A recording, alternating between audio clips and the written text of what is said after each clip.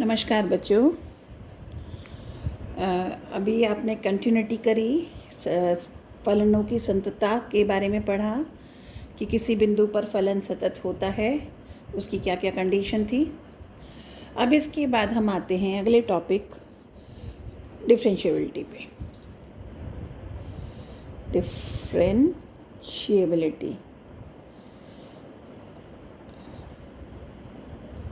यानी अवकलनीयता, मतलब किसी भी बिंदु पर फलन का अवकलन गुणांक निकालना।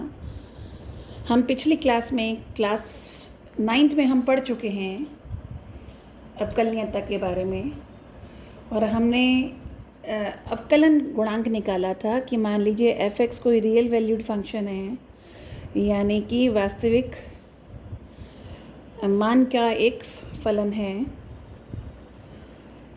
और हम इसका किसी बिंदु C पर, किसी पॉइंट C पर हम उसका अपने डोमेन में, बशर्ते C इस फंक्शन के C के डोमेन में हो, डेफिनेटली f(x) उस पर डिफ़ाइन होना ही चाहिए। तब आपको याद हो कि हम उसका जो फलन निकालते थे प्रथम सिद्धांत के नाम से हम उसे निकालते थे, फर्स्ट प्रिंसिपल से करके हमने वो क्वेश्चंस किए थे। फर्स्ट प्रिंसिपल से हमने डेरिवेटिव्स निकाले थे, फिर वो बाद में फॉर्मूला बना दिए थे, फॉर्मूले बन गए थे।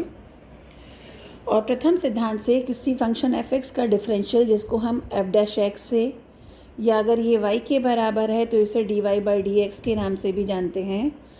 और हम जब इसे बाय फॉर्मूला यानी फर्स्ट प्रिंसिपल से निकालते थे, यानी वो मेथड जिससे डिफरेंशिएशन निकाला जाता है, वो होता था limit h tends to 0 f(x) + h - f(x) upon h।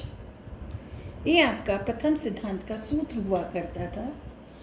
तो आप यहाँ देख रहे हैं कि डिफरेंशिएशन निकालने के लिए हम इस सिद्धांत का प्रयोग करते थे। उसके बाद हमने कुछ फंक्शंस के डिफरेंशिएशंस निकाले थे इसकी मदद से। एक तो हमने पॉलिनॉमियल फंक्शन का निकाला था, x की पावर n है तो उसका डिफरेंशिएशन किया था हमने, वो होता था n x की पावर n-1। इसके अलावा जितनी भी ट्रिग्नोमेट्रिक रेशियोज़ थी उनका भी हमने किया था, अभी हम उसको डिस्कस करेंगे। लेकिन उसके साथ साथ हमने एलजेब्रा ऑफ डिफरेंशिएशन किया था। एलजेब्रा ऑफ डिफरेंशिएशन यानी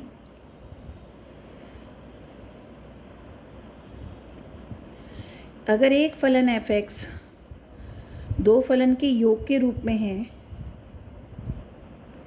f(1x) और f(2x) के योग के रूप में है, सम के रूप में है, तो इसका डिफरेंशिएशन दोनों के अलग अलग डिफरेंशिएशन और उसके सम के बराबर होता था।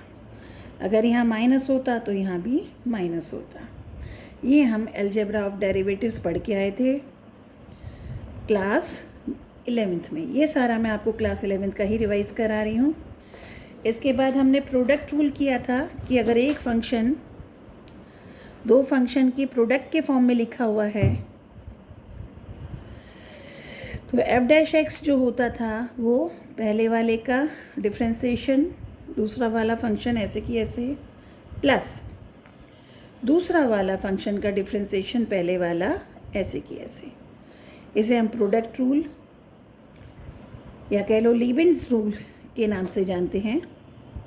जैसे कि अगर एक f(x) फंक्शन होता है x × sin x, तो इसका डिफरेंशिएशन हम करते थे, x का डिफरेंशिएशन पहले 1 sin x ऐसे की ऐसे, और फिर x ऐसे की ऐसे sin x का cos x। ये आपका प्रोडक्ट रूल यानी गुणनफल का नियम था। फलन के गुणनफल के डिफरेंशिएशन यानी अवकलनीयता का नियम, अवकलन गुणांक निकालते थे, इस ढंग से निकालते थे। इसके बाद अगर कोई फंक्शन दो फंक्शन के डिवीजन के रूप में लिखा है, तो भागफल का नियम हम लगाया करते थे। भागफल का नियम क्या होता था, यानी डिविजिबिलिटी रूल, या इंग्लिश में हम इसे कोशेंट रूल भी कहते हैं। तो इस फंक्शन का हम डिफ्रेंसिएशन निकाला करते थे। तो ये होता था ऊपर वाले का डिफ्रेंसिएशन, नीचे वाला ऐसे की ऐसे, माइनस ऊपर वाला जो है फंक्शन जो न्यूमरेटर में है यानी अंश में है वो ऐसे की ऐसे, गुणा नीचे वाले का डिफ्रेंसिएशन अपॉन नीचे वाले फंक्शन का स्क्वायर। अगर यही function let suppose x upon sine x होता तो एफ डैश एक्स होता, x का डिफ्रेंसिएशन 1, साइन एक्स ऐसे की ऐसे, माइनस एक्स ऐसे की ऐसे यानी ऊपर वाला ऐसे की ऐसे, नीचे वाले का डिफ्रेंसिएशन यानी कॉस एक्स और फिर नीचे वाले फंक्शन का स्क्वायर। तो ये सारी जो अलजेब्रा है, ये जो सारा की सारा बीजगणितीय नियम है, ये हम पढ़ के आए थे क्लास 11th में। वापस आते हैं हम अपने फर्स्ट प्रिंसिपल पर। हम देख रहे हैं कि जब हम अभी तो हमने कुछ ही फंक्शन का निकाला था, सारे ट्रिग्नोमेट्रिक 6 ट्रिग्नोमेट्रिक रेशियोज थी, sine X, cos X, tan X, cot X, cosec X, sec X, इन सब का डिफ्रेंसिएशन हमने किया था।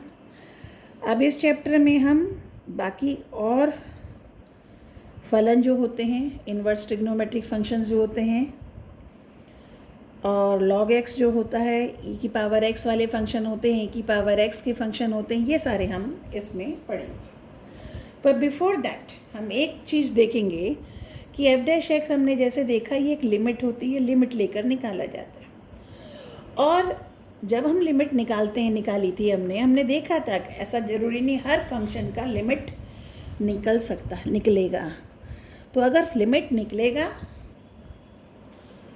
तो हम कह सकते हैं किसी बिंदु सी पर फलन अवकलन होगा, और अगर लिमिट ही नहीं निकलेगा तो इसका मतलब ऐसा हो सकता है कि फंक्शन उस बिंदु पर फंक्शन जो है उस बिंदु पर अवकलन या अवकलनीय हो नहीं हो, दोनों बातें हो सकती हैं। तो अब किसी बिंदु पर फलन अवकलनीय है या नहीं है, इसकी क्या डेफिनेशन है? इसकी डेफिनेशन हम यहाँ से देखते हैं कि किसी बिंदु पर फलन अवकलनीय है, क्योंकि फिर वही लिमिट में आपकी right and left hand limit की बात आती थी। तो ये फलन जो हमने किया था, तो इसी तरह से डेरिवेटिव में भी दोनों तरफ से हम लिमिट निकाल सकते हैं, लेफ्ट हैंड लिमिट और right hand limit for the derivation. तो हम इसको लेफ्ट हैंड डेरिवेटिव यानी बाईं अवकलनीयता,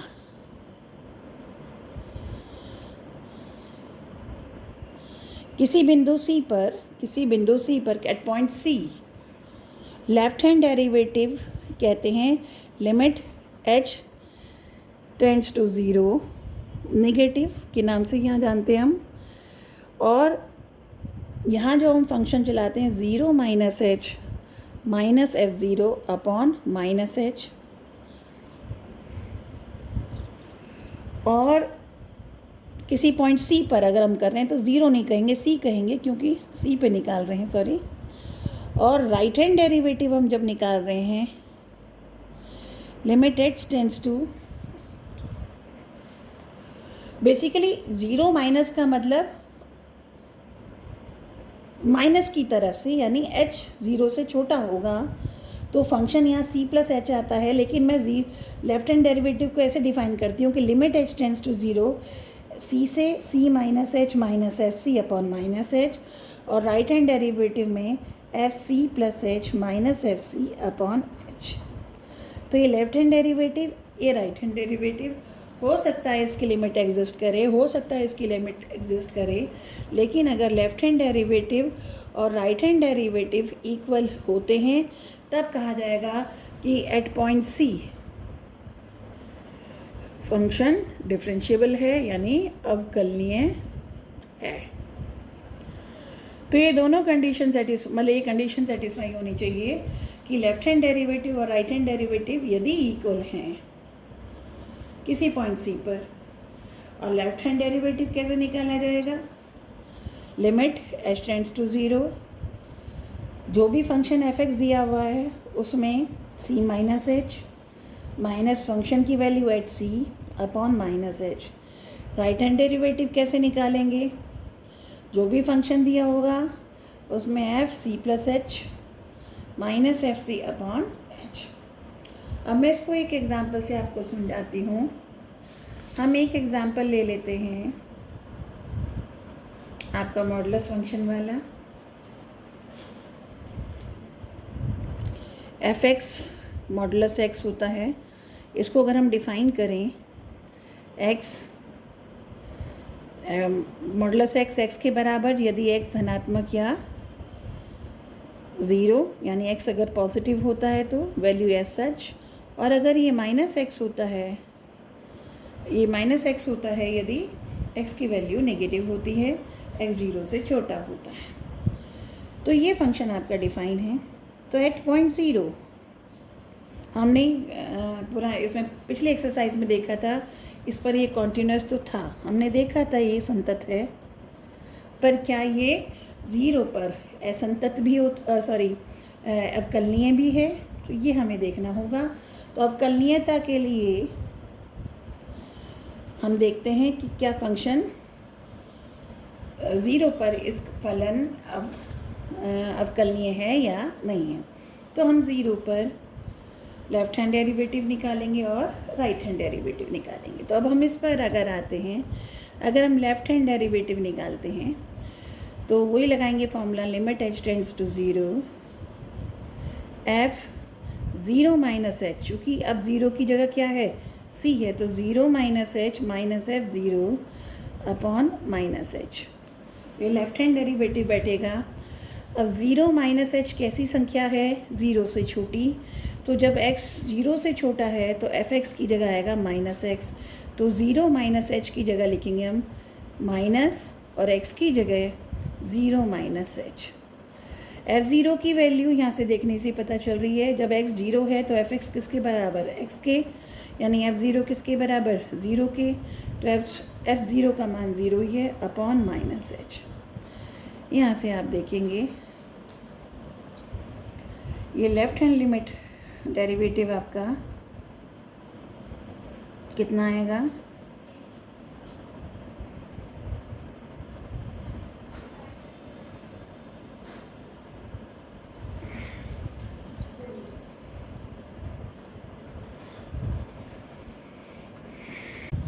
तो आप यहाँ देखेंगे ये हो गया limit h upon minus H, और ये आया आपका -1। तो लेफ्ट हैंड लिमिट आ गई -1। फिर आते हैं राइट हैंड लिमिट पर, limit h tends to zero F zero plus H minus F zero upon H. आप यहाँ पाएंगे ज़ीरो प्लस एच, यानी संख्या ज़ीरो से बड़ी, वैल्यू ज़ीरो से बड़ी, x की वैल्यू ज़ीरो से बड़ी, जब x ज़ीरो से बड़ा होगा तो एफ एक्स की जगह क्या आएगा, x, तो एफ ज़ीरो प्लस एच, तो x किससे रिप्लेस हो रहा है, ज़ीरो प्लस एच से, तो एफ एक्स की जगह zero plus H minus zero upon H, क्या आएगा, ये लिमिट आएगी 1। Since left hand derivative is not equal to right hand derivative, इसका मतलब F X equal to modulus X, ये जो फंक्शन है, फलन है, ये ज़ीरो पर अवकलनीय नहीं होगा। तो आपने देखा हालांकि ये फलन ज़ीरो पर संतत था, पर ये अवकलनीय नहीं है। अगर इस फलन की हम ग्राफ बनाएं, इसका ज्योमेट्रिकल इंटरप्रिटेशन देखें, यानी बेसिकली किस पॉइंट की ओर इशारा कर रहा है, तो मैंने बताया था कोई भी फलन सतत होता है, यानी कंटिन्यूअस होता है, जब अपने डोमेन में उसे बनाते हुए हमारा पेन नहीं उठता है और हमारा पेन रेगुलर चलता रहता है बिना उठाए, एक पॉइंट से, एक साइड से दूसरी साइड तक पूरा फिगर हम ड्रॉ कर देते हैं, तो that is called continuous function, यानी सतत फलन।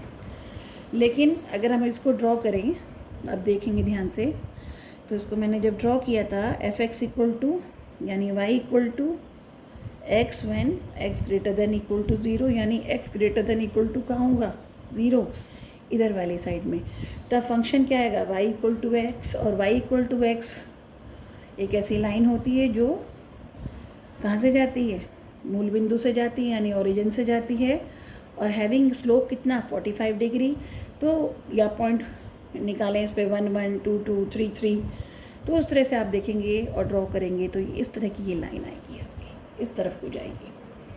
इसी तरह से जब x नेगेटिव है यानी x 0 से छोटा है तो y is equals to -x, तो y इक्वल टू -x की जो आप इसका जो स्लोप है ये भी मूल किससे जाएगा, आपका मूल बिंदु यानी ओरिजिन से जाएगा, क्योंकि इसमें कोई भी कांस्टेंट फंक्शन नहीं है। आप जानते हैं y इक्वल टू mx के फॉर्म में अगर कोई लाइन होती है वो ओरिजिन से होके जाती है। और m इसका स्लोप कितना है -1 10, थीटा इज इक्वल्स टू -1 यानी theta is equals to 135 degree, यानी x से 135 डिग्री नापते हुए ये लाइन ऐसे जाएगी। इसके अलावा अगर इसको आप पॉइंट से ड्रॉ करना चाहते हैं तो अगर x -1 तो y 1, x -2 तो y 2, तो इस तरह की आपकी ग्राफ बन के आ रहा है। तो इस 0 पॉइंट पे आप देख रहे हैं फंक्शन कॉन्टिन्यूस तो है, यहाँ से बनाते हुए आए और यहाँ तक यूँ चले गए अनंत तक, इनफाइनाइट तक, तो पॉइंट तो नहीं उठा इसलिए कॉन्टिन्यूस है। लेकिन इस पॉइंट पर ये फंक्शन क्या है, ये फंक्शन डिफरेंशिएबल नहीं है। और आप इस शेप को देख रहे हैं तो क्यों इस पर डिफरेंशिएबल नहीं है, क्योंकि ये 0 पॉइंट से जस्ट बिल्कुल बहुत नज़दीक अगर किसी पॉजिटिव पॉइंट पे जाएंगे, बेहद नज़दीक, तब इसकी जो टेंजेंट है यानी स्लोप है टेंजेंट का वो करीब करीब कितना एंगल बनाएगा 45, लेकिन इधर कितना बनाएगा 135, यानी दोनों में 90 डिग्री का फ़र्क है। तो कहने का मतलब अगर किसी कर्व में अगर इस तरह से सॉफ्ट स्लोप है तो इसके हर पॉइंट पर आपका फंक्शन अवकलनीय होगा, उसके हर पॉइंट पर आपका फंक्शन का डिफ्रेंसिएशन एग्जिस्ट करेगा, डेरिवेटिव एग्जिस्ट करेगा। लेकिन इसी में ही मान लीजिए यहाँ पर ये पॉइंटेड आ गया तो इस पॉइंटेड पॉइंट पर कभी भी फंक्शन आपका डिफरेंशिएबल नहीं होगा। तो आप देख रहे हैं कि किसी भी पॉइंटेड पॉइंट पे फंक्शन अगर आप बन रहा है, पॉइंटेड पॉइंट आ रहा है, कोना सा निकल के आ रहा है किसी फलन में, तो उस पॉइंट पर फंक्शन डिफरेंशिएशन नहीं होगा। तो क्या सिर्फ यही कंडीशन है? तो कंडीशन तो देख लिया आपने कि फलन सतत है परंतु डिफरेंशिएशन नहीं है। तो ये कंडीशन हो गई कि किसी भी फलन की डिफरेंशिएबिलिटी की, यानी अगर लेफ्ट हैंड और राइट हैंड डेरिवेटिव अगर दोनों का सेम आता है तो फंक्शन क्या कहलाएगा, कहेंगे कि हाँ उस बिंदु पर यानी उस पॉइंट पर फंक्शन का डिफरेंशिएबिलिटी एग्जिस्ट करती है, अदरवाइज नहीं करती है। और चूँकि जब पिछली क्लास में आपने पढ़ा था फंक्शन का डिफरेंशिएशन निकालना, तो चाहे लेफ्ट हैंड डेरिवेटिव निकालो चाहे राइट हैंड डेरिवेटिव निकालो, क्योंकि जब डेरिवेटिव तभी एग्जिस्ट करेगा जब ये दोनों बराबर है। तो डिफरेंशिएशन निकालने के लिए हम ये भी फॉर्मूला यूज़ कर सकते हैं, ये भी फॉर्मूला यूज़ कर सकते हैं।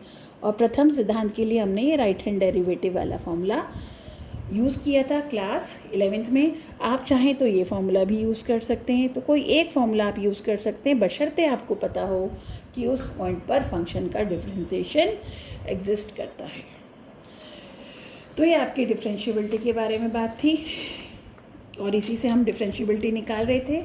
तो अब यहाँ से आपको क्लियर हो गया होगा कि क्या हर एक पॉइंट पर फंक्शन डिफरेंशिएशन होता है, एग्जिस्ट करता है। आप कहेंगे नहीं, कब डिफरेंशिएशन होता है यानी कब डिफरेंशिएबल होता है फंक्शन, किसी बिंदु C पर, जब उस बिंदु C पर लेफ्ट हैंड डेरिवेटिव और राइट हैंड डेरिवेटिव दोनों बराबर होते हैं तो फंक्शन उस बिंदु पर उसका डिफरेंशिएशन एग्जिस्ट करता है। और वो डिफरेंशिएशन किसके बराबर होता है, चूँकि दोनों की वैल्यूज़ बराबर हैं तो किसी का भी वैल्यू उसका डिफरेंशिएशन कहलाता है। Bye convention right hand derivative को ही हम डेरिवेटिव की डेफिनेशन मान के चलते हैं। हालांकि आप लेफ्ट हैंड से भी निकालेंगे तो गलत वो भी नहीं होगा, उससे भी वही उत्तर आएगा। अब आते हैं हम थ्योरम पे। थ्योरम ये कहती है कि एक फंक्शन, थ्योरम 3 है पेज नंबर 163 पर NCERT में, वो ये कहती है एक function if a function is differentiable at a point C, किसी पॉइंट C पर फंक्शन डिफ्रेंशिएशन दिया हुआ है कि वो डिफरेंशिएबल है, हमें पता है कि वो डिफरेंशिएबल है, और वो डिफरेंशिएबल है तो वो हर हालत में कॉन्टिन्यूस भी होगा। मतलब हमें गिवन है कि फंक्शन डिफरेंशिएबल है, तो अगर फंक्शन एफ एक्स डिफरेंशिएबल है एट पॉइंट सी, तो हम कह सकते हैं एफ डैश सी किसके बराबर है, limit H tends to zero F C plus H minus F C upon H. ये हमें गिवन है, हमें फाइंड आउट करना है अगर ये डिफरेंशिएबल है तो निश्चित तौर पे वो कॉन्टिन्यूस भी होगा। तो हम इससे देखते हैं एफ डैश सी को, ये तो अब हम क्या करते हैं, एच को इधर ले जाते हैं, और एच क्या चीज़ थी बेसिकली, एच हमारा था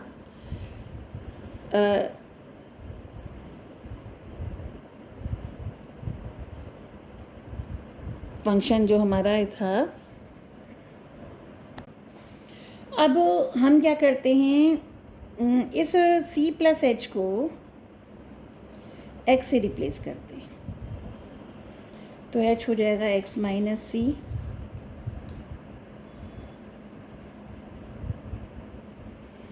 तो अगर मैं इसको चेंज करना चाहूँ तो c हो गया।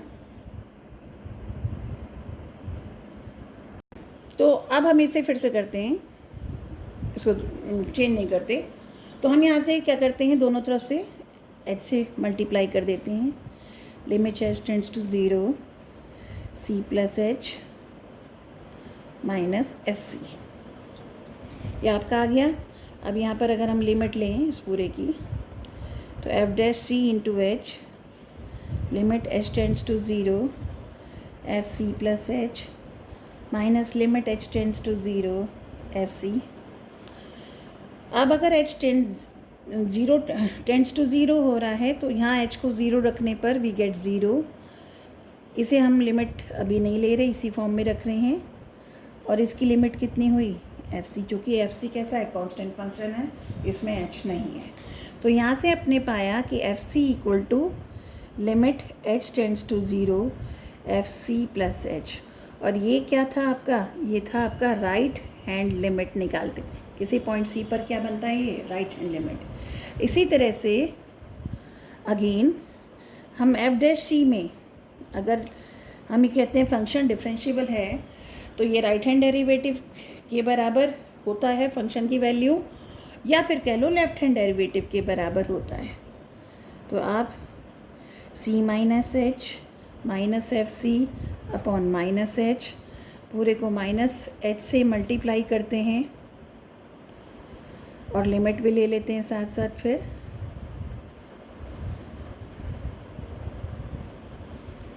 तो ज़ीरो रखने पर ये ज़ीरो आ गया, limit h tends to zero F c minus h, ये बन गया एफ सी, तो एफ सी किसके बराबर हो गया, limit h tends to zero F c minus H, और ये थी आपकी राइट हैंड लिमिट। तो f c right hand limit के बराबर है, एफ सी ये लेफ़्ट हैंड लिमिट होगी, सॉरी आपकी, f c left hand limit के बराबर है, f c right hand limit के बराबर है, इसका मतलब लेफ़्ट हैंड लिमिट फंक्शन की वैल्यू एच सी और राइट हैंड लिमिट तीनों बराबर हो गए, अतः फंक्शन एफ सी पर क्या हो गया, कॉन्टिन्यूस हो गया, यानी संतत हो गया।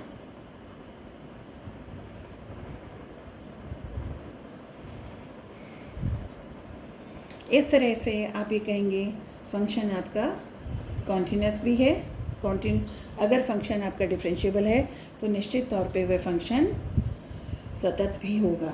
लेकिन रिवर्स इज़ नॉट ट्रू, जैसे कि मैं पिछले एग्जाम्पल से आपको दिखा चुकी हूँ कि पिछले एग्जाम्पल में आप देखा था कि ये function f x is equals to modulus x एक कॉन्टिन्यूस तो है, हमने पहले कराया था, एग्जाम्पल 4 में कराया था, यस ये कॉन्टिन्यूस है, पर हमने देखा ये डिफरेंशिएबल नहीं है।